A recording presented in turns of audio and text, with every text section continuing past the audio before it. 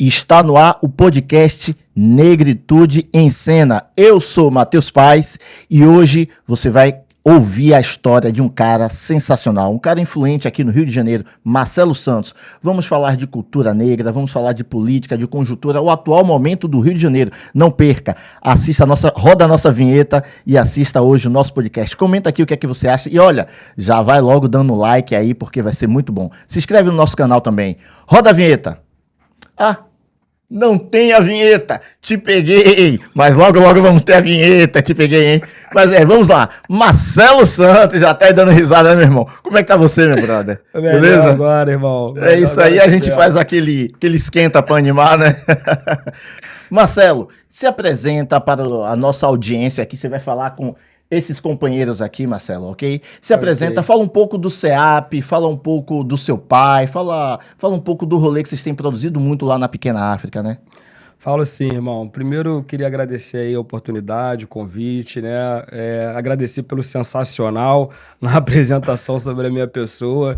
Dizer que eu tava vindo pra cá e tava lembrando quanto tempo que a gente já se conhece, né, irmão? E as nossas aventuras, são várias aventuras que ele não vai comentar aqui, mas que quem sabe no módulo 2 aí, né, do nosso podcast, ele pode comentar alguma coisa.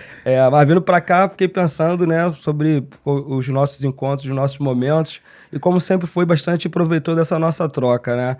Então, assim, sou Marcelo Santos, como o Matheus falou, estou diretor executivo do Centro de Articulação de Populações Marginalizadas, o CEAP.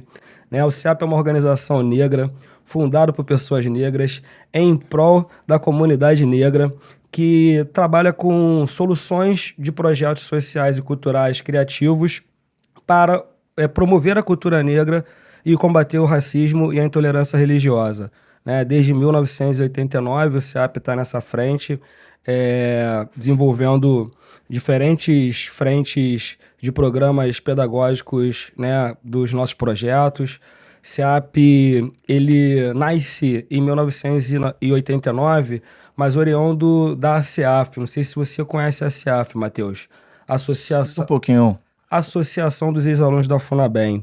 Né? Era uma associação na qual reunia ex-alunos da antiga FUNABEM, Fundação do Bem-Estar do Menor, ali no Quintino, né? Era um colégio interno, colégio onde pessoas em situação de vulnerabilidade social, crianças, jovens e adolescentes que não tinham seus pais ou não tinham... os seus pais não tinham condições de cuidar dos seus filhos, né? O Estado tinha um programa de acolhimento desses menores. E esses menores, quando faziam 18 anos, eles eram obrigados a sair do colégio interno, né? Não, resguardado as devidas proporções, parecido muito com o processo da libertação, né, dos escravos, dos negros escravizados em um tempo recente.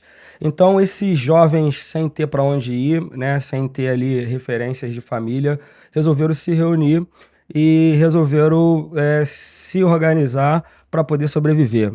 Né? Então, construíram a Associação dos Ex-Alunos da FUNABEM, no sentido de ter um espaço de acolhimento para esses jovens que saíam do colégio interno, não só ter um espaço de acolhimento, mas também de encaminhar esses jovens para o mercado de trabalho. Costumo dizer que o CEAP ele vem do problema, né? Ele não é uma startup criada... Assim nasce o CEAP, antes de ter o conceito até de startup, né? Antes de existir esse conceito de startup. Antes de existir esse conceito, ele não é uma startup que feita por... Se fosse criado hoje, seria uma startup. Seria uma startup, mas como foi criado pela necessidade... pela necessidade de sobrevivência, inclusive. De coexistir, né? Não tem o mesmo valor, né? E por ser criado também por quem por pretos foi. também. Por pretos, por homens e mulheres pretas, naquela situação, enfim, não tem como. Mas o CEAP, ele é oriundo desse problema, costumo dizer que o CEAP, ele vem do problema, ele não foi pensado de uma forma acadêmica para poder existir, mas entendendo que as pessoas em situação de vulnerabilidade social, naquela ocasião, não só naquela como hoje também, né, que vivem em situação de rua, que vivem em situação de violência, né, processo de extermínio permanente do Estado, tinham CEP, tinham COR, tinham endereço. O CEAP, a partir das suas lideranças, né, e de diferentes movimentos sociais ali organizados, tanto do movimento negro quanto do movimento de mulheres, movimento por moradia, sentiu a necessidade de evoluir né, do ponto de vista da organização. E aí passa de ser uma associação assistencialista para ser uma organização de produção de pensamento. Né, de produção de pensamento para fomento de políticas públicas voltada para a comunidade negra. Legal, Marcelo. Esse é o CEAP, esse é Marcelo. Vamos bater uma claquete para a história do CEAP. CEAP, Centro de Articulação de Populações Marginalizadas, desde né? 1989. Esse é o CEAP. O Marcelo também, ele é filho do Babalaú Ivani dos Santos, né? Cara Muito que orgulho. também é sensacional, cara influente, importante para a cultura afro-brasileira, principalmente aqui no Rio de Janeiro, que é o território dele, né? Isso. E queria que você falasse um pouco aí do seu pai. Ele fez um documentário. Rapaz, como é ser filho de um cara que tem um documentário na Globo? Como é que é isso, cara? A Globo, ela, tantas vezes a gente combate tantos discursos da Globo, e foi parte responsável pelo apagamento dos negros, né? Como os jovens têm referência de negros, né? Durante muito tempo só se foi o Pelé, o Mussum, e só, né? O Mussum mais pela resistência do próprio Mussum mesmo, porque não teve um esforço da Globo para isso. Hoje, seu pai tem um documentário exclusivo dele, falando sobre ele no Globoplay. Fala um pouquinho sobre o seu pai, sobre essa sensação de ter... Não, falo sim. E o Mussum, né, o ponto de vista da história dele foi muito, né, descaracterizado num processo de um estereótipo do homem negro, né, que só deprecia e não necessariamente traz valor. Tanto o Grande Otelo também. Tanto o Grande Otelo também, né? O Mussum ainda conseguiu coexistir por causa dos Trapalhões, por causa dos originais do samba, da Mangueira. Isso. Então era muita coisa para conseguir reduzir muito ele, né? Não dava. Isso. E nesse lugar, né? Do Trapalhão, do sambista, né? Da relação com a bebida. Isso. Né? Não num lugar, inclusive, de produção intelectual, que era um intelectual, Mussum, né? Um intelectual. Foi a banda mais cara de samba do mundo, né? Intelectual orgânico. Não só a banda mais cara, como ele revolucionou a própria Mangueira, né? Criando a Mangueira do Amanhã, pensando a cultura do samba como ferramenta de desenvolvimento social e econômico para a molecada. Mas vamos falar um pouco do seu pai agora. Vamos falar um pouco do meu pai, sim. Eu acho que, assim, eu tenho orgulho de ser filho de quem eu sou, né?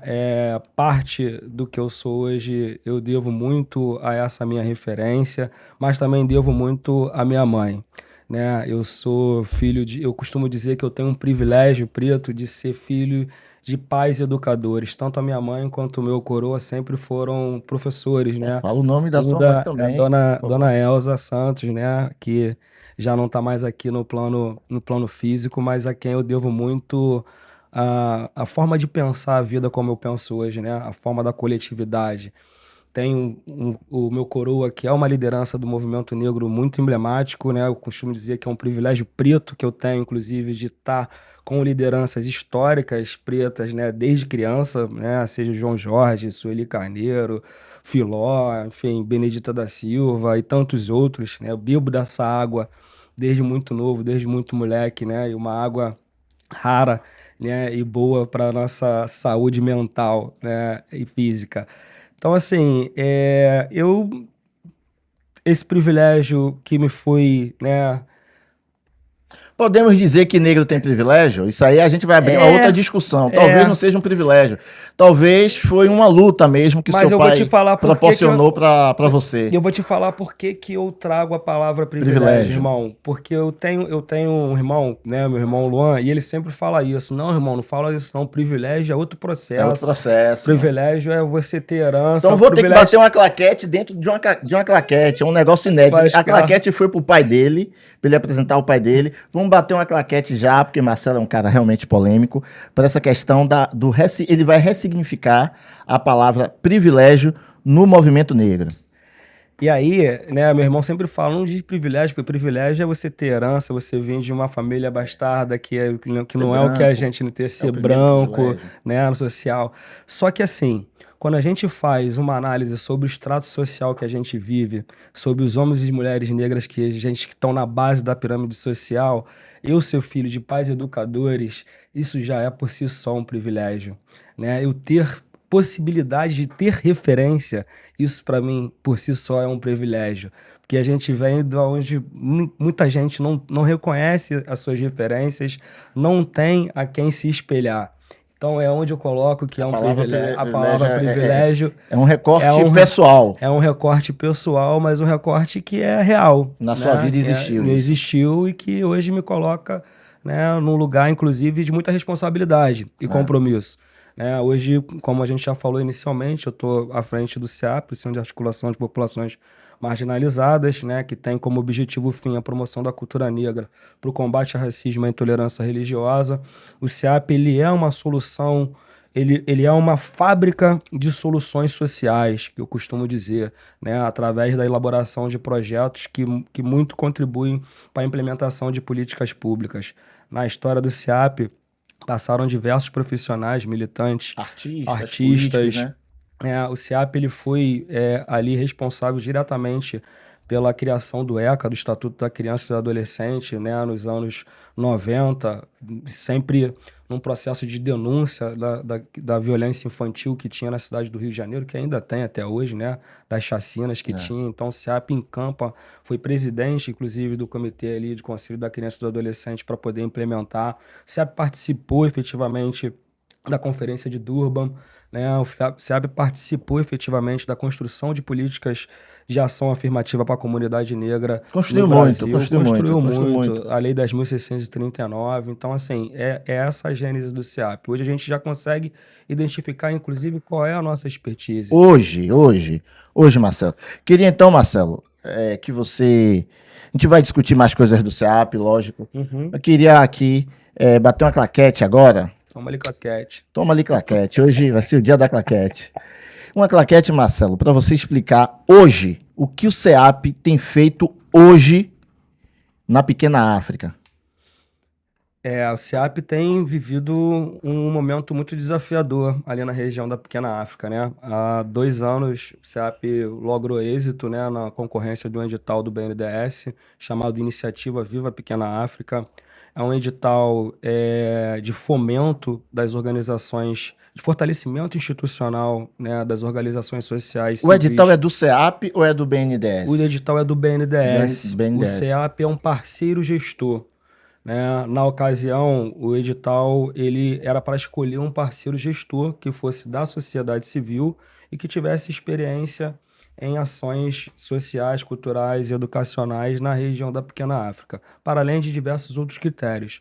Na ocasião, a iniciativa Viva Pequena África, é bom eu ter essa oportunidade para poder explicar, né, que para além do edital de fomento das organizações que a gente lançou agora de 5 milhões de reais, ano que vem vai ter mais um edital de 5 milhões de reais, ele contempla 5 ações. Né? A ação 1, que é a ação de fortalecimento institucional das organizações sociais civis que atuam no território com a preservação da cultura, memória africana e afro-brasileira, através dos editais. A gente lançou um edital agora, acabamos de selecionar 11 organizações sociais civis ali, com ticket de 400k, 500k, com diferentes projetos de estruturação na região. Essas organizações estão passando por agora por um processo de capacitação, Mentoria, de né? mentoria, de qualificação ali, para poder estar todo mundo ali na mesma página. Esse é um edital que é um edital inclusivo, né? Um edital que a gente botou uma faixa de 50 a 500k, customizado, que eu costumo dizer, né? De acordo com a demanda de cada organização. A gente tem na iniciativa a Ação 2, que é a ação de um reconhecimento de uma rede territorial que já existe de forma orgânica, né, de fazedores de cultura, de empreendedores sociais, de organizações sociais civis, mas também de iniciativas privadas que existem naquela região, que atuam com a promoção da cultura negra. A ideia é que essa rede seja reconhecida através de uma plataforma e também de um aplicativo onde quem vem de fora para poder, né, conhecer o território, a região da Pequena África, possam saber quem são os produtores do território, possam consumir desses produtores, né? A gente tem ali um processo muito... Saiu agora há pouco tempo uma pesquisa da Fundação Getúlio Vargas, onde já apontam que boa parte dos turistas que vêm para a cidade do Rio de Janeiro, a maior parte já deixou de conhecer o Cristo Redentor para conhecer a região da Pequena Pequena África. África. né? É o turismo de experiência a partir de conteúdo, de consciência. Então, essa ação 2 ela visa sistematizar essa rede cultural criativa da região. Está previsto também a produção de duas mostras culturais nessa ação 2 que vai ser em maio do ano que vem. A gente tem a ação 3 que é a ação da sistematização de saberes, né? Essa ação está previsto a produção de 3 pesquisas georreferenciadas no território. A ideia é a gente entender o ecossistema dessas organizações sociais civis que ali atuam, entendendo os diferentes níveis de maturidade dessas organizações. Quando a gente pensa o fortalecimento institucional da organização, a gente precisa entender quais são as dores dessas organizações, né? A gente tem ali organizações sociais de diferentes níveis de maturidades. Então, é uma ação que é estratégica, não só do ponto de vista do fortalecimento institucional, mas para a gente poder reconhecer que pequena África que a gente está falando hoje, né? Porque tem a pequena África de Todos os Prazeres, mas tem a pequena África hoje da Roda de Samba da Pedra do Sal, né? Contemporânea, enfim. Então a gente está pesquisando e está identificando e referenciando. Essa pesquisa vai sair agora no final desse mês. Já tem algumas coisas muito interessantes que a gente vai publicar, né, em breve. Vamos começar a falar sobre, inclusive para poder falar sobre o perímetro da região da Pequena África, que todo mundo pensa que Pequena África é ali Gamboa, Saúde, até o Santo Cristo, mas não. É maior? É muito maior do que aquilo. Tudo aquilo ali é um aterro, né? Sim, sim. Então, a Pequena África não só ia até o Estácio, mas como ia também até o centro da cidade. Avançava bem mais. Até É o porque bairro do Flamengo. Ficou Circunscrito. aquilo ali, aquela parte, né? Porque ali era onde viam os negros escravizados, Sim. né? Então, do ponto de vista de quem contava a história, né, conta a partir dessa história de sofrimento nosso. Interessante, Marcelo, que o nome Gamboa é o mesmo nome dado para a mesma região em Salvador. Você sabia disso? Não sabia. Gamboa. Lá, no caso, ainda é dividido em Gamboa de Baixo. Ainda se divide porque passa ali a contorno ali, né? E tem uma comunidade, tem um Solar do Unhão, que é um lugar também onde se fomenta muita cultura, inclusive jazz. Sim. Na Bahia se consome muito jazz, por incrível que pareça. É onde começa a E essa cultura afro. Então, eu entendo que parece que a coisa acaba fundindo, né? Não tem independente da distância de uma cidade para outra. Não tem como não fundir. E aí eu te falo que assim, não é cultura afro, é cultura brasileira, né, irmão? É onde tudo começa nesse processo genuíno. Mas o jazz é cultura afro, viu? Sim, sim. O pessoal embranqueceu ele aí. Tem a cultura afro e tem a cultura. Quando eu falo da cultura brasileira, porque a cultura brasileira é preta. Ah, tá. É entendi, isso, entendeu? Não tem. Não ficou branca por ser brasileira. Não, ficou branca por ser brasileira. Pelo contrário, é pra tomar mesmo o que é o significado de ser brasileiro, né? Porque quando a gente fala do soft power da cultura, a gente tá falando do samba. A gente não tá falando do piano, da orquestra Tabajara, a gente tá falando do que é nosso, do batuque, da nossa essência. Perfeito. Então, assim, tem essa ação número 3, voltando aqui para a Pequena África, só para poder terminar essas 5 ações que acho que é importante, que a gente está fazendo essa pesquisa. Você falou da ação número 1, deu uma sintetizada nela. O número 1 é o fortalecimento das organizações sociais através de mentoria e dos editais. Né? A ação número 2 é a sistematização de uma rede que já existe. Vai ser outros grupos? Não, são os mesmos grupos. São os mesmos grupos. O fazer que é outro. Não é nem o fazer, é o reconhecer, que a gente quer dar visibilidade. Mas quando você já premia aquelas primeiras instituições no Ação 1, não já é o reconhecimento? Também, mas não é a Ação 2, ela não é só para quem foi contemplado no edital, ela é também para quem não foi contemplado no edital. Entendi. O edital, ele, infelizmente, ele é finito, né? Então, ele tem recursos ali que são limitados.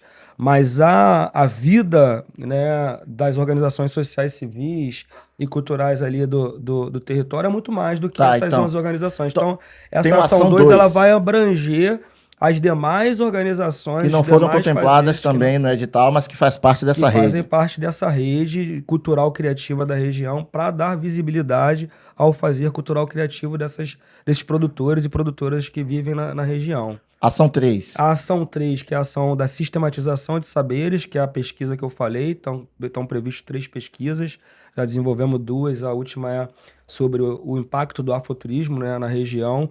E a ação 4, que é a ação que a gente vai fazer um seminário internacional no ano que vem para poder publicar toda esse conteúdo, né, Produzido. produzido durante essas pesquisas, né? Então a ideia é a gente dar visibilidade e posicionar a pequena África como vetor de desenvolvimento social e econômico a partir do afroturismo no Brasil e no mundo.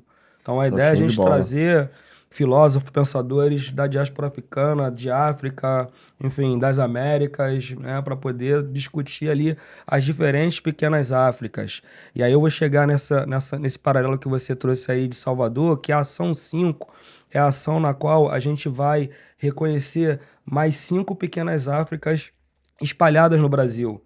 Ou seja, regiões que têm a mesma característica da pequena África aqui no Rio de Janeiro e que podem ser também impactada com o Programa de Desenvolvimento Nacional do BNDES. Ó, maneiro, hein, cara? Então, essa particularidade, essa singularidade, a gente sabe que não é por acaso, a gente sabe que o Brasil é cheio de pequenas Áfricas, aonde você cavar, você vai encontrar artefato africano, Cemitérios e... cemitérios, né? Porque esse país foi fundado em cima dos nossos corpos, em cima dos nossos ossos. Até hoje, a gente sabe muito bem disso. Então, é uma ação que a gente está entendendo que é uma iniciativa de reparação mínima, mais tardia, né, mas não menos importante, porque a gente tem um Banco Nacional de Desenvolvimento Social e Econômico investindo, né, o próprio presidente do Mercadante diz que a pequena África é o pré-sal da comunidade negra. Ah, E a gente legal. sabe que não foi da noite para o dia que essa instituição deixou de ser racista e Não, e se resolveu. vacilar, volta. E não é nem sobre voltar, é sobre estratégia política e econômica, né? Você ter um banco olhando para esse tema tem a ver com que hoje em dia a questão racial ela gera valor Sim, econômico, né? Então a gente sabe que as grandes instituições investem no SG racial sim, sim. por Os conta complices nos aí, compliance. E o mercadante vem dessa escola, né? Vem dessas escolas que são mas dessas não sei, faculdades. irmão. Eu acho que se vacilar, a gente retrocede, viu? A gente precisa Retrocede. firmar aí as raízes para É. isso avançar. Na verdade, mais do que firmar raízes, é reconhecer que política pública é essa que está sendo posta na mesa e da onde essa política pública vem. Uhum. Né? Então, se a gente tem uma comunidade negra ali pulsante que está sendo valorizada com 20 milhões de reais no desenvolvimento desse processo e que nunca foi anteriormente, a gente precisa olhar quem é o governante que está chancelando essa política Ah, meu irmão, pública, é sobre isso que né? vamos Porque comentar agora. Olhar esse governante.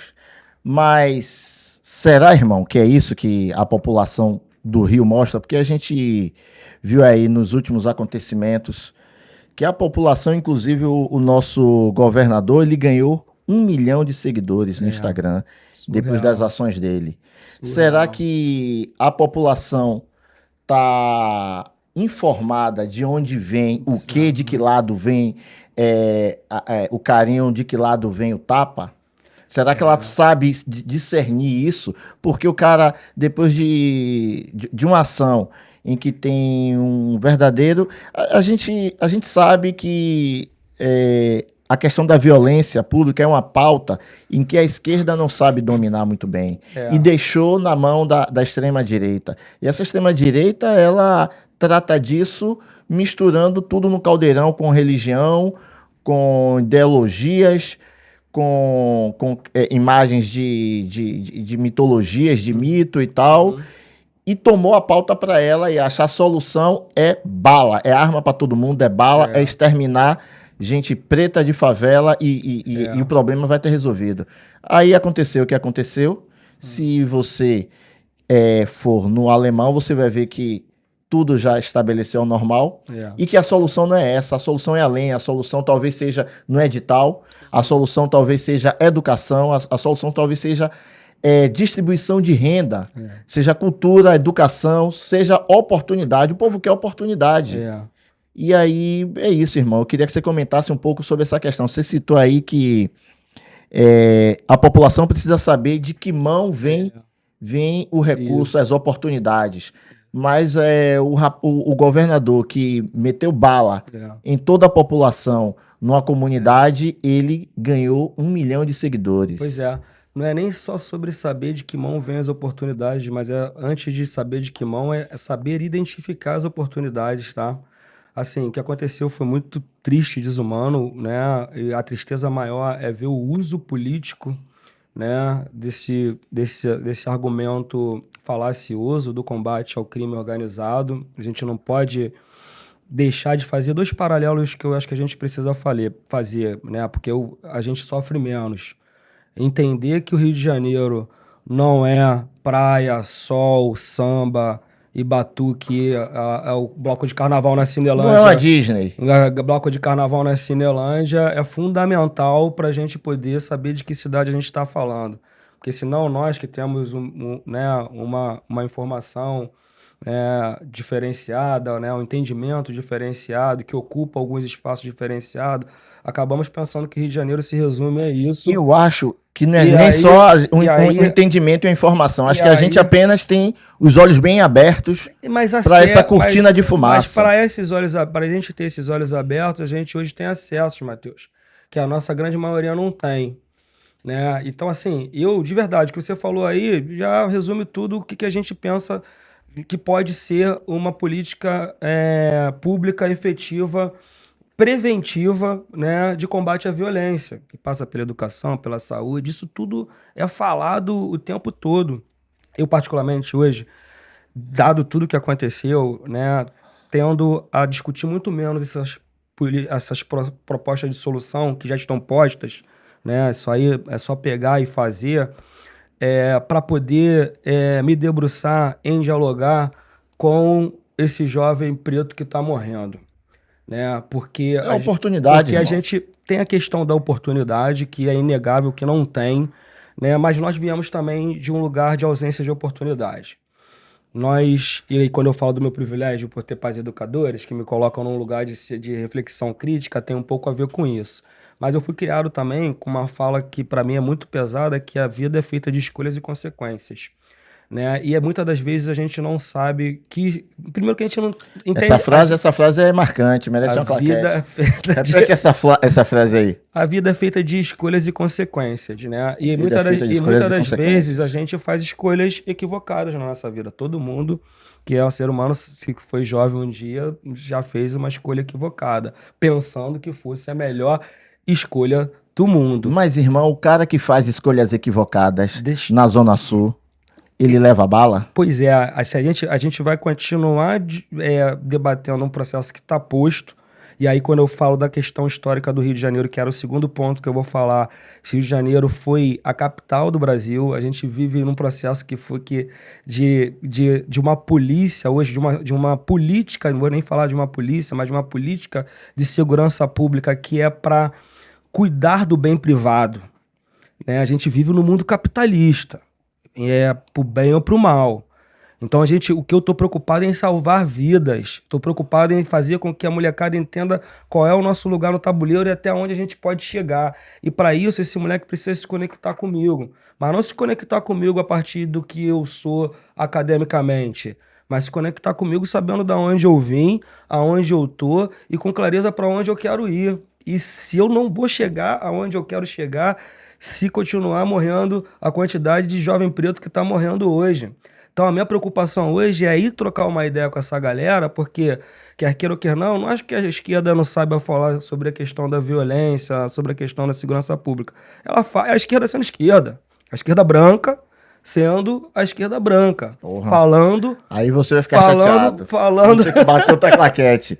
Falando com o seu público-alvo. E a gente tem uma direita branca, conservadora, também falando com o seu público-alvo. E temos uma esquerda branca também. Então, uma esquerda branca falando com o seu público-alvo academicamente, sobre as soluções, né? Que a solução é educação, saúde, etc e tal, oportunidades iguais, a gente sabe disso, é com isso que a gente topa aqui. Mas e o favelado? Quem fala com os pretos favelados? Então, aí tem a direita falando que a solução é outra, que é bala, tiro e porrada e bomba, e tem os favelados morrendo. Só que assim, o favelado, ele não tem o tempo de fazer uma reflexão crítica, porque ele tem que acordar 4 horas da manhã, irmão. Ele tem que acordar 4 horas da manhã pra, fazendo a sua barraquinha de feira funcionar lá na Zona Sul, pra abrir o portão da madame, pra madame chegar, pra fazer o supermercado funcionar. Depois chega em casa, meia-noite, cansadão, imagina. E aí a nossa esquerda, né, embranquecida, né, vamos fazer roda de conversa. na favela. Vamos discutir ideias. Vamos discutir ideia. E aí eu vejo uma direita branca, né, pragmática, conservadora, pragmática. Ela entra na comunidade, com a igreja, entra com as lideranças, que ela não tem... A esquerda, a direita, a esquerda na direita. Se eu colocar, Matheus, se você me permite, se eu colocar que o que a direita faz é apenas pragmatismo, eu vou estar humanizando um processo que é desumano. Eles são desumanos, eles são desonestos. Existe uma desonestidade intelectual. Eles entram até pouco antes da eleição, irmão. Muito antes. E eles entram com a cesta básica. Eles entram com grana, né? Eles entram fomentando essa indústria da violência. Né? É dessa forma, é o controle social. Isso é estratégico. A gente não pode falar que é pragmatismo, que é uma questão tática política. É uma questão de dominação, de poder e de manutenção do status quo. E de fazer com que a galera não desça a favela para não ameaçar o bem material da madame. Mas eles colocam medo também na população. Se tem o medo, eles colocam não só com a questão da violência, tocando o terror nas comunidades, mas também na religião, quando eles colocam o medo na cabeça, senão você não vai ser aceito. E ali, irmão, é a porta para eles entrarem, ganharem o território. Eles ganham, são eleitos, eles também são brancos, mas eles ali dá aquele pão naquela hora que a gente precisa. E aí ganha o voto, e aí, irmão, é isso. O governador achando legal e ganhando 1.000 seguidores, porque matou 121 pessoas na comunidade. Várias formas de dominação e várias estratégias de dominação. Por isso que, reforço, acho que talvez são duas... A gente está numa janela de oportunidade, né? Ano que vem é um ano eleitoral. Então, acho que é importante a gente olhar, de fato, quem minimamente faz essa reflexão crítica para entender o que tanto os parlamentares de esquerda, que a gente tanto defende, tanto abre nossos espaços para poder fazer campanha, né? Você como eu, produtor cultural, sabe que é comum chegar na época de eleição, tá a galera querendo ir para os nossos terreiros, tá a galera querendo ir para as nossas rodas de samba, os candidatos a deputado indo para as nossas rodas de samba, e aí depois, uma vez lá, né, é um processo que parece que eles trabalham só para o grupo deles, parece que o processo já não é mais de sociedade. Então é um momento da gente começar a ver que tipo de participação popular é essa. Quem é essa galera que está dizendo ali que é a cara do povo, né? Porque de verdade não representa a maioria, né? Só você ver, a maior parte é homem branco, meia idade, velho, né? Tanto do lado quanto do outro. Eu costumo dizer que dos dois lados, né? Eles são vizinhos. Eles moram na Zona Sul, todo mundo. Ninguém tá na Zona Norte. Então tá aqui na Barra da Tijuca, nesse mundinho aqui. Nem a esquerda mora em comunidade? Muito menos. Mora em Laranjeira. Não tem pretos na esquerda que possam assumir? Cara, tem pretos na esquerda, mas a instituição... Primeiro que assim... Ou será que são os mesmos de sempre? Irmão, pra mim esse papo de esquerda e direita já é uma distração pra gente. Porque assim, é isso que a gente tá falando. As instituições partidárias são brancas na sua direção. Né? Então, aqui é o Sueli Carneiro falando que a direita e a esquerda continuam sendo preto. Eu costumo dizer que a diferença da esquerda, dos quadros de esquerda que a gente tem para os quadros de direita, são só o colégio que eles estudaram. Uns estudaram no Santo Agostinho, que é um São da conta lá, que só pode homem, que são os conservadores, que não pode misturar com mulher, e outros foram lá pro Ciates, em Santa Teresa, que já é o pessoal mais... A galera mais rara e boa. Mais rara e boa. Mas eles frequentam o mesmo clube já elita ali em Laranjeira, tá ligado? Eles ficam no mesmo em Laranjeira. São vizinhos. São vizinhos, estão na sauna, estão reproduzindo a mesma coisa. Então... Irmão, vou pedir só uma parte aí para eu fazer os agradecimentos aqui para um patrocinador aqui. Queria anunciar aqui, você que está com algum problema no seu automóvel, na sua CNH, você pode procurar aqui esse QR Code, você vê aí, printa, que já vai direto para o contato dele. Betinho Júnior, ele é localizado na estrada Marechal Miguel Salazar Mendes de Moraes. Ele fica num container, né, ali numa curva que tem perto de um posto de gasolina. Se você for sair da linha amarela para Merck, ele vai estar do seu lado direito. Se você vir da Merck para a linha amarela, ele vai estar do seu lado esquerdo. Um container número 421. Então procura lá o companheiro que ele vai te ajudar a resolver o seu problema de CNH e o problema de multas e qualquer outro tipo de documentação. Despachante, JR Despachante, o Betinho Júnior. Valeu? Um abraço aí, Betinho. Sabe tudo. Sabe tudo. É o homem da CDD. Bom, voltando agora ao assunto, feito os anúncios, né? Eu queria, Marcelo, que você então explicasse essa questão de que você falou aí uma coisa que é interessante. Tanto esquerda, que a gente está polarizado. Esquerda é direita, e aí você tem que escolher o seu grupo. Mas pelo que você descreveu, um cenário que eles são, na verdade, comadres e compadres. Eles são os mesmos, são vizinhos. De fato, a direita, ela parece, num momento de eleição, ser mais... tem uma voz mais doce. Ela chega pela igreja do pastor, ela vem pela fala do pastor, ela ouve o líder comunitário preto, morador de comunidade, dá uma grana pro cara, dá uma grana para um e para outro, e naquele momento a direita faz isso. Eu digo, se eu falei a esquerda, eu corrijo aqui, a direita faz isso, ela parece uma voz mais doce quando chega esse período. E a esquerda, ela tá no âmbito da discussão das ideias, da ideologia, dos projetos que são mais reais, que a gente vê na prática. Quem traz pra gente é a esquerda, de fato. Formação. Só que como a gente vai ver os gabinetes, você vê trocentos pessoal só gente branca, classe média alta, acumulando indicações e cargos, salários. Ninguém quer. A disputa é para ver quem ganha acima de 10 mil, a disputa dos caras. Você não vê um preto ali, mas o que acontece? Por que a gente não pode, então, escolher representantes negros se nós somos maioria? Me explica o que falta para. Falta um representante novo, alguém, falta os partidos ouvirem representantes negros, falta os negros terem coragem de ocupar esse lugar. Algum negro já tentou ocupar esse lugar? São várias perguntas, Marcelo. Qual o seu parâmetro para entender? Somos negros, maioria, mas quando a gente vota no Cláudio Castro. Pois é. É um cara branco e que. Somos negros, somos maioria, mas a proporção que sabe que somos negros e que somos maiorias é menor do que a gente pensa, né? Quem tem a clareza de que somos maioria somos nós.